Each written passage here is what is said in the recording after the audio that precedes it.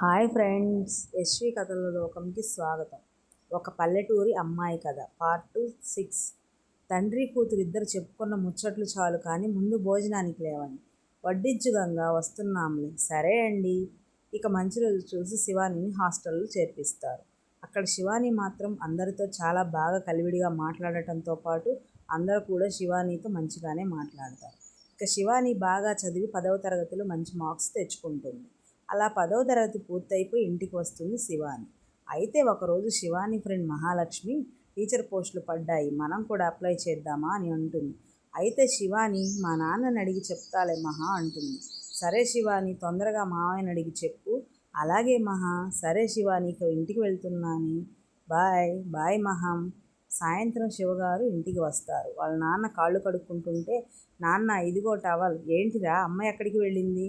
అమ్మ chicken curry చేస్తుంది నాన్న. నేను తమ్ముడు ఇద్దరం వెళ్ళి చికెన్ తీసుకొచ్చాం. ఓ అలాగా, అవును నాన్న. ఇదిగో ముందు మీరు మంచినీళ్ళు తాగండి. సరే ఇటు తల్లి. ఈశ్వర్ ఏం చేస్తున్నాడు?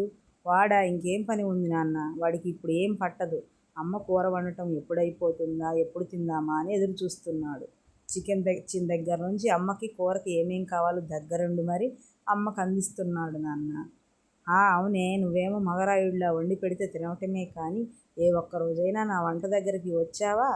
అదే నా కొడుకు చూడు, చికెన్ తెచ్చిన దగ్గర నుంచి అన్నీ వాడే అందిస్తున్నాడు. ఏది, నువ్వన్నీ రెడీ చేసిన మసాలాలు నీ చేతికి అందించి చికెన్ ఉడికిందా లేదా అని తడవకి ఒక ముక్క తీసుకుని తినటమా? అవునే, అయితే ఏమైంది? తినటానికేగా తెచ్చుకొని వండుకునేది. ఆ మాత్రమేకే నా కొడుకుని ఎన్ని మాటలు అంటున్నావే? అబ్బో, కొడుకుని ఒక్క మాట కూడా అననివ్వవే?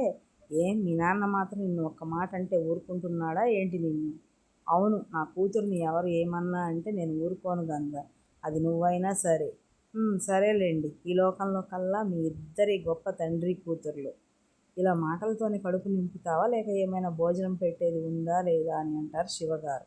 వెళ్ళి తమ కూతుర్ని భోజనం చేయడానికి మంచినీళ్ళు అలాగే పళ్ళాలు అన్నీ సిద్ధం చేయమని చెప్పండి. నేను అన్నం కూరలు తీసుకొని వస్తానని రొసరొసలాడుతూ వంటగదిలోకి వెళ్తుంది గంగ. తల్లి, నువ్వు వెళ్ళి మీ అమ్మకి చెప్పినట్టు భోజనం చేయడానికి సిద్ధం అని చేయరా. అలాగే నాన్న. శివాని అటు వెళ్ళగానే శివగారు వంటగదిలోకి వెళ్ళి గంగని వెనక నుంచి హత్తుకొని, ఏంటో ఇందాక ఏదో గొప్ప తండ్రి కూతురు అని అంటున్నావు ఏంటండి మీరు? పిల్లలు చూస్తారు, వదలండి. మరి ఇందాక ఏదో అంటున్నావు మరి? అబ్బా, బుద్ధి తక్కువై అన్నాలేండి.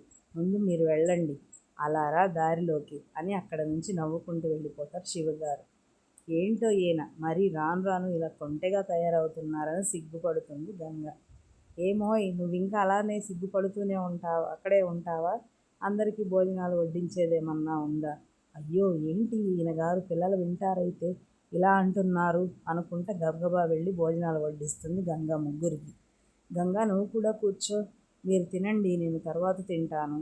అప్పుడు శివాని, అమ్మా, నిన్ను నాన్న రోజు ఇలా అడిగి నీకు వడ్డిస్తేగా తినాలని నీ కోరిక కదమ్మా అని ఆట పట్టిస్తుంది.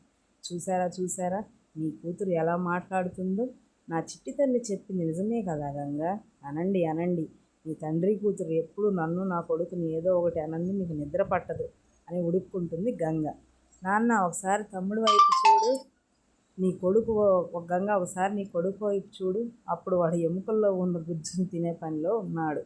అప్పుడు ఈశ్వర్ తల మీద ఒక మొట్టికాయ వేసి, ఏరా, మీ నాన్న మీ అక్క నన్ను అన్ని మాటలు అంటుంటే నువ్వేమో నాకు సపోర్ట్ చేయకుండా ఇలా తినే పనిలో ఉన్నావా అని కోపంగా అంటుంది గంగ. అయితే ఇప్పుడు నిన్ను ఏమన్నారమ్మా నాన్న అక్క అని అంటాడు వాడు. ఇక శివాని వాళ్ళ నాన్న ఒకటే నవ్వుకోవటం. హాయ్ ఫ్రెండ్స్, మీకు మా స్టోరీస్ మీకు నచ్చినైతే లైక్ అండ్ షేర్, సబ్స్క్రైబ్ చేసి మమ్మల్ని మా ఛానల్ని సపోర్ట్ చేయగలరని